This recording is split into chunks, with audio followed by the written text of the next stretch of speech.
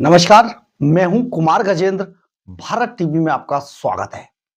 हमारे एक दूसरे social media platform podcast with Kumar Gajendra में भी आपका स्वागत है, जहां आप हमें सुन सकते हैं। दिल्ली में सत्ता परिवर्तन हो गया। अरविंद केजरीवाल जो अपने आप को चीख चीख कर दिल्ली का मालिक बताया करते थे, दिल्ली के मालिक होने का दम्भ भरा करते थे, वो अब चूर चूर हो चुका है। यानी कि जैसा कुमार विश्वास कहते हैं, बौना दुर्योधन अब दिल्ली की सत्ता से बेदखल हो गया है और वो अब पंजाब के उस सूर्य कुंड में छिपने के लिए भाग रहा है, जहां पर उसे दिख रहा है कि जाकर अपने आप को थोड़ा सा आराम दे और बूस्ट अप करेगा। लेकिन भारतीय जनता पार्टी ऐसा होने नहीं देगी। दरअसल है क्या, अरविंद केजरीवाल के गले में बाकी सभी घोटालों के अलावा 14 कैग सीएजी की रिपोर्ट उनके गले का फंदा बनने वाली है और उनका इंतजार कर रही है।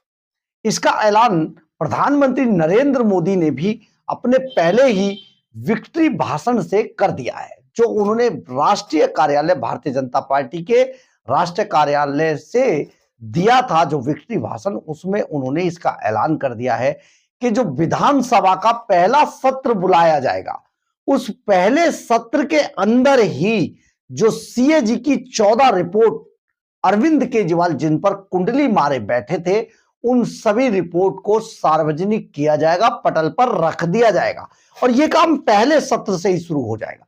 तो आप ये समझिए, अरविंद केजरीवाल की दिल्ली के अंदर टेंशन बढ़ गई है। जो केजरीवाल दिल्ली की सत्ता में आने के बाद मान के चल रहे थे कि अब वो आने वाले 30-40 साल तक दिल्ली से जुदा नहीं हो पाएंगे और प्रधानमंत्री बनने तक का सपना सोच रहे थे, जो आप समझिए कि केजरीवाल के चंपुओं ने उनके दिमाग में यह डाल दिया कि आप तो प्रधानमंत्री लायक हैं, आप कहां सीएम के चक्कर में लग रहे। तो केजरीवाल इसी लालच में फंसकर अपनी रही सही जो ताकत थी, सत्ता थी, उसको भी गवा बैठे।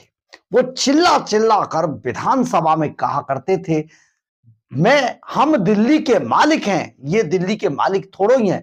प्रधानमंत्री मोदी ने अपने भाषण की शुरुआत भी कुछ ऐसे ही की थी। जरा एक बार अरविंद केजरीवाल के उस भाषण को सुनिए, जिसमें वो विधानसभा के अंदर अपने आप को दिल्ली का मालिक बता रहे हैं।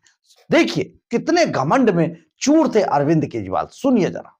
दिल्ली के मालिक हम हैं, दिल्ली के मालिक ये लोग नहीं है। ये हमारे ऑर्डर को पास करेंगे, मानेंगे, हम दिल्ली चलाएंगे। आपने देखा होगा कि वो किस तरीके से अपने आप को दिल्ली का मालिक बताकर ये जताने की कोशिश कर रहे थे कि जो प्रधानमंत्री नरेंद्र मोदी है वो किसी लायक नहीं है। यानी कि जो सेंट्रल गवर्नमेंट है ना उसके लायक है, ना वो किसी संस्थान का आदर करते थे, ना उन्होंने लेफ्टिनेंट गवर्नर जो दिल्ली का मालिक होता है उसका आदर किया, बल्कि अपने कार्यकाल के अंदर उन्होंने ना केवल एक और बड़ा इतिहास रचाया था। जो चीफ सेक्रेटरी थे अंशु प्रकाश, उनके साथ उन्होंने जिस तरीके से मारपीट की, सचमुच उनके साथ जो विधायक थे जो अब पार्टी से अलग हो गए, वो भी इस बात को लेकर बहुत ताज्जुब करते और दुख जताते कि एक ऐसे व्यक्ति के साथ मारपीट की गई, हम कुछ नहीं कर पाए, इसका हमें बहुत दुख है। जैसा कि राजेश ऋषि ने अभी आपके सामने कुछ दिन पहले पार्टी छोड़ते वक्त ये स्वीकार की थी। खैर, इससे आगे बढ़ते, जरा सुनिए कि किस घमंड में चूर थे अरविंद केजरीवाल, जो कहते थे एलजी और दूसरे हमारे जो संवैधानिक संस्थान है उनके बारे में जो भी बोलते थे, लेकिन साथ में कहते थे कि मोदी इस जन्म में तो मुझे हरा नहीं पाएगा। ये घमंड नहीं तो और क्या है। यानी कि ये बौना दुर्योधन किस तरीके से घमंड में चूर था, उसकी एक और क्लिप जरा देखिए। मैं नरेंद्र मोदी जी को कहना चाहता हूं, मोदी जी इस जन्म में तो आप हमको नहीं हरा सकते, दिल्ली के अंदर आम आदमी पार्टी को। आपको दूसरा जन्म लेना पड़ेगा, इस जन्म में तो नहीं हरा सकते आप आम आदमी पार्टी को दिल्ली में। आपने देखा होगा कि अरविंद केजरीवाल किस तरीके से घमंड में कह रहे थे कि इस जन्म में तो ना हो पाएगा, लेकिन प्रधानमंत्री मोदी को शायद यही बात बहुत बुरी लगी और उन्होंने इस जन्म में यही, बल्कि कुछ साल बाद ही ये करके दिखा दिया कि आज अरविंद केजरीवाल दर बदर हो चुके हैं। लेकिन प्रधानमंत्री का जो ये भाषण था, इसको भी सुनना आपको एक बार ये आपको बताते हैं कि प्रधानमंत्री क्या बोले कि दिल्ली का मालिक होने का जिन्हें घमंड था, उनका सच से सामना हो गया है। सचमुच राजनीति में इतना घमंड आज तक किसी का नहीं देखा था। उस सच से सामना जब अरविंद केजरीवाल का हुआ है तो आज वो चकनाचूर हो चुके हैं। राजनीति में शॉर्टकट, झूठ और फरेब के लिए कोई जगह नहीं है। जनता ने शॉर्टकट वाली राजनीति का शॉर्ट सर्किट कर दिया है, ये प्रधानमंत्री नरेंद्र मोदी ने अपने भाषण में कहा अरविंद केजरीवाल के लिए। इसके अलावा प्रधानमंत्री नरेंद्र मोदी ने शनिवार शाम दिल्ली में बीजेपी हेडक्वार्टर पहुंचे और बीजेपी को मिले प्रचंड जनादेश पर कार्यकर्ताओं का आभार जताया। प्रधानमंत्री मोदी ने कहा कि आडंबर, अराजकता, अहंकार और दिल्ली पर छाई आपदा की हार हो गई। देखिए कितनी बड़ी बात प्रधानमंत्री नरेंद्र मोदी ने बोली। यह अर्बन नक्सल का जो एक उदाहरण था, उसके लिए एक बार फिर आपको यह सुनना चाहिए, प्रधानमंत्री के शब्दों को समझना चाहिए। मोदी कहते हैं आडंबर, मतलब आडंबर ऐसा कि शीश महल बना के खड़ा कर दिया जिसमें सोने के कबोर्ड तक लगे थे, करोड़ों रुपया बर्बाद कर दिया गया, सोने का वॉश बेसिन था, मिनी बार, जिम, रिक्लाइनर सोफे, रिमोट से चलने वाले पर्दे, करोड़ों रुपया दिल्ली के खजाने का बहाकर, वो भी कोरोना काल के अंदर जब लोग मर रहे थे दिल्ली में, तब केजरीवाल अपने लिए क्या कर रहा था। खैर आगे बढ़ते हैं। आडंबर, अराजकता, हर तरफ अराजकता थी, ना संवैधानिक संस्थानों की इज्जत थी, ना एलजी को कुछ समझते थे, किसी को कुछ नहीं समझते थे, ये अराजकता थी। अहंकार, अहंकार इतना कि हमने आपको वीडियो सुना दिए, कभी दिल्ली का मालिक बता रहे हैं, कभी कह रहे हैं इस जन्म में नहीं हो पाएगा। और दिल्ली पर छाई आपदा, यानी कि दिल्ली पर जो आपदा छाई थी, हर तरफ त्रस्त, दिल्ली को अफगानिस्तान के दिल्ली को बांग्लादेश के किसी ऐसे शहर जैसा बना दिया था कि सचमुच चलना मुहाल हो गया था, सांस लेना दूभर हो गया था।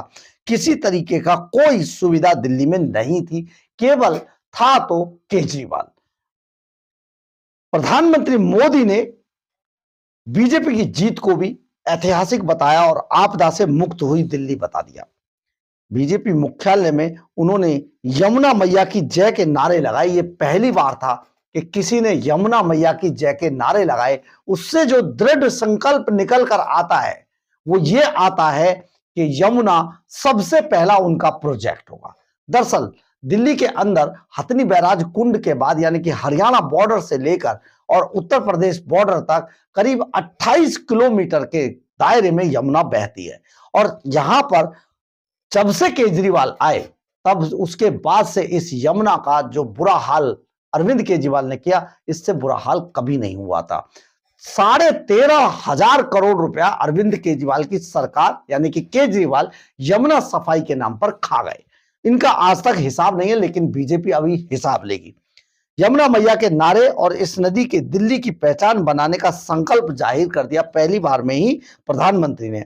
आम आदमी पार्टी और इसके संयोजक अरविंद केजरीवाल को निशाने पर रखते हुए मोदी ने कहा, आपदा वालों ने घोटाले छिपाने की साजिशें रची थी। मेरी गारंटी है कि पहले विधानसभा सत्र में ही सीएजी की रिपोर्ट सदन पर रखी जाएगी, भ्रष्टाचार की जांच होगी और जिसने भी लूटा है पाई पाई लौटानी होगी। इससे पता चलता है कि अरविंद केजरीवाल के कितने बुरे दिन अब आने वाले हैं। आप सरकार पर कोर्ट से ने सवाल भी उठाए थे, बीजेपी ने भी मुद्दा बनाया था। ये सारी चीजें अरविंद केजरीवाल को अब ब्याज समेत चुकानी होगी। बल्कि हम यूं कहें कि प्रधानमंत्री नरेंद्र मोदी दिल्ली के खजाने से लूटा गया केजरीवाल द्वारा एक एक पाई का हिसाब लेंगे और अरविंद केजरीवाल का अगला घर यानी कि अगला पता तिहाड़ जेल होगा। बहुत जल्दी आपको बहुत बड़े बड़े एक्शन दिखाई देंगे। साथ ही भारतीय जनता पार्टी के लिए भी बड़ी चुनौती है कि उन्हें अगले 6 महीने के अंदर कुछ ऐसी चीजें कर दिल्ली में दिखानी होंगी जिससे ये लगे कि सचमुच भारतीय जनता पार्टी आई तो दिल्ली की किस्मत बदल गई। क्योंकि आज दिल्ली देश की राजधानी है, 140 करोड़ देशवासियों के सबसे बड़े, दुनिया के सबसे बड़े लोकतंत्र की राजधानी है। सचमुच ये अत्याधुनिक शहरों में शामिल होना ही चाहिए, ना कि प्रदूषण और बाढ़ जैसे और पानी की मारामारी से जूझती तस्वीरें पूरी दुनिया के सामने जाएं कि हम एक ऐसे शहर में रहते हैं जहां पर हम सांस भी सही से नहीं ले पाते हैं। लेकिन अब शायद ऐसा नहीं होगा। बहुत जल्दी दिल्ली को बहुत सारी सुविधाएं और बहुत सारा इंफ्रास्ट्रक्चर मिलेगा जिससे कि एक आम शहरी जो दिल्ली के अंदर अच्छे शहर की कल्पना कर आता है उसे बहुत राहत मिलेगी। बहरहाल, अगर आपको हमारी खबर अच्छी लगे तो आप इसे लाइक, सब्सक्राइब और शेयर जरूर करें। कमेंट्स बॉक्स में अपनी राय जरूर लिखें, इससे हमें बहुत ऊर्जा मिलती है। जय हिंद, जय भारत।